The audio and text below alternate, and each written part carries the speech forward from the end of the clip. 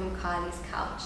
Today I'd like to talk to you about a subject matter that is not exactly pleasant or enjoyable or fun. I'd like to talk to you about shame. Shame is a very complex emotion and it's different from guilt, but people often confuse the two. So let me quickly tell you the difference between shame and guilt. When you're feeling guilty, you can clearly identify the thing that you feel guilty about, and it is usually something that you have done. So if you're feeling guilty, you can clearly say, I feel bad because I did XYZ.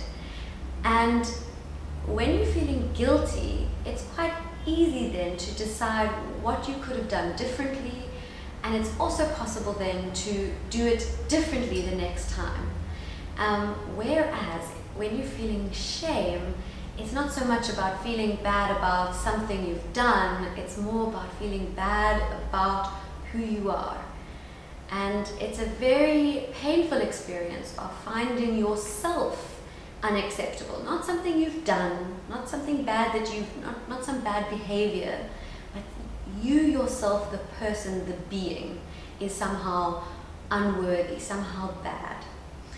And it's a very, very, very painful experience, one that we really, really struggle to be with in our lives. And often it's hard for people to identify when they're feeling shame because they spend so much time trying to not feel it.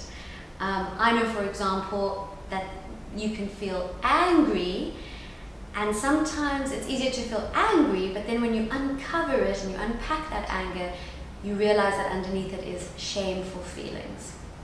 So I like to make things a little bit more real, a bit more understandable in therapy. And so I always try and identify with my clients what their experience of shame is and what are the words that they use to describe shame. And you'll know you're feeling shame when you feel things like when you describe something as that's uncomfortable or icky or cringy.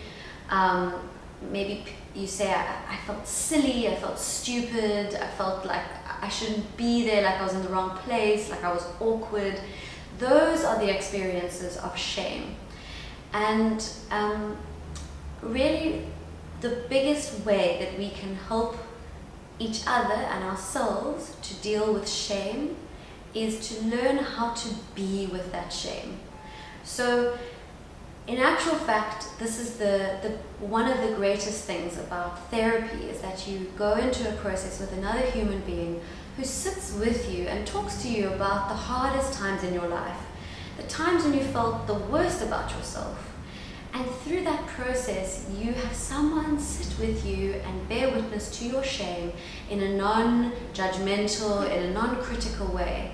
And that liberates you from that shame experience. It kind of is like the blanket that covers the flames of shame. It really says, sorry shame, you don't have as much power anymore because I'm okay with those parts of myself that feel bad. So whether you're in therapy or not, I would like you to think about how you can learn to be with your shame more and more. It starts with just recognizing when you're feeling shame, when you're feeling uncomfortable, when you're feeling like you don't deserve something or that you are not good enough for something. And then it's about opening up the space to be with those feelings and to allow those parts of yourself. There's a lot of talk about self-love, and I'm a firm believer in self-love. Well, self-love is not about loving just the nice parts. It's not about loving the parts of yourself that you really think are cool. Self-love is about accepting all the parts of yourself, including the parts that you're shameful about. So the very first step to self-love should be about getting in touch with your shame and allowing your shame to have a place at the table and to be with those feelings when they arise.